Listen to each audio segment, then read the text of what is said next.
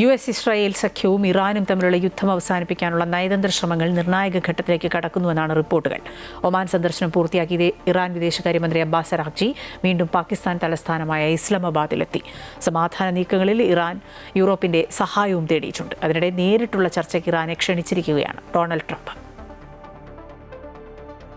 പശ്ചിമേഷ്യൻ സമാധാന ശ്രമങ്ങൾ വഴിമുട്ടിയെന്ന് കരുതിയിടത്തു നിന്നാണ് പുതിയ പ്രതീക്ഷകൾ ഉണ്ടാകുന്നത്. ഇറാനും അമേരിക്കയും തമ്മിലുള്ള യുദ്ധ സാഹചര്യം അവസാനിപ്പിക്കാനായി പാകിസ്ഥാൻ നടത്തുന്ന മധ്യസ്ഥ ശ്രമങ്ങളുടെ ഭാഗമായാണ് വീണ്ടും ചർച്ചകൾ. ഒമാനിലെ ചർച്ചകൾക്ക് ശേഷം ഇറാൻ ഭരണകൂടത്തിന്റെ പുതിയ നിർദ്ദേശങ്ങളോടെയാണ് അറാഖ്ചി പാകിസ്ഥാനിലെത്തിയത്. ഒമാന് പുറമെ തുർക്കി, ഖത്തർ, സൗദി അറേബ്യ എന്നീ രാജ്യങ്ങളിലെ വിദേശകാര്യ മന്ത്രിമാരുമായും അറാഖ്ചി ടെലിഫോണിൽ ആശയവിനിമയം നടത്തി. അതിനിടെ യുദ്ധം അവസാനിപ്പിക്കാൻ ഇറാന് താൽപ്പര്യമുണ്ടെങ്കിൽ നേരിട്ട് ബന്ധപ്പെടണമെന്ന് അമേരിക്കൻ പ്രസിഡന്റ് ഡൊണാൾഡ് ട്രംപ് വ്യക്തമാക്കി. ഫോക്സ് ന്യൂസിന്റെ ദ സൺഡേ ബ്രീഫിംഗ് എന്ന പരിപാടിയിൽ നൽകിയ അഭിമുഖത്തിലാണ് ട്രംപ് നിലപാട് വ്യക്തമാക്കിയത്. മികച്ച ആശയവിനിമയ സംവിധാനങ്ങൾ അമേരിക്കയ്ക്കുണ്ട് എന്നും നേരിട്ട് ചർച്ചയ്ക്ക് തയ്യാറാണെങ്കിൽ ഇറാന് വിളിക്കാമെന്നും ട്രംപ് പറയുന്നു.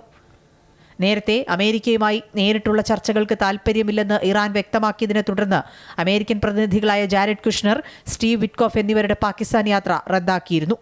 പാകിസ്ഥാനിലെ ചർച്ചകൾ പൂർത്തിയാക്കിയ ശേഷം അറാഖ്ചി റഷ്യയിലേക്ക് തിരിക്കും. അതിനിടെ മേഖലയിലെ സമാധാന ശ്രമങ്ങളുടെ ഭാഗമായി ഇറാൻ വിദേശകാര്യമന്ത്രി നയതന്ത്ര ചർച്ചകൾ ഊർജിതമാക്കിയിട്ടുണ്ട്. പ്രാദേശിക ശക്തികൾക്ക് പുറമെ യൂറോപ്യൻ രാജ്യങ്ങളുമായും ഇറാൻ ആശയവിനിമയം നടത്തുന്നതായാണ് റിപ്പോർട്ടുകൾ.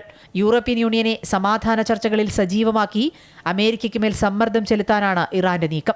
പശ്ചിമേഷ്യൻ യുദ്ധത്തിൽ അമേരിക്കയ്ക്കും ഇസ്രായേലിനുമെതിരെ ആഞ്ഞടിച്ച് ജർമ്മൻ ചാൻസലറും രംഗത്തെത്തി. യുദ്ധം അമേരിക്കയെ മാത്രമല്ല യൂറോപ്പിനെയും ഏഷ്യയും കൂടി ബാധിക്കുന്നുണ്ടെന്ന് ഫെഡറിക് മേഴ്സ് പറഞ്ഞു. News desk, Amrita TV.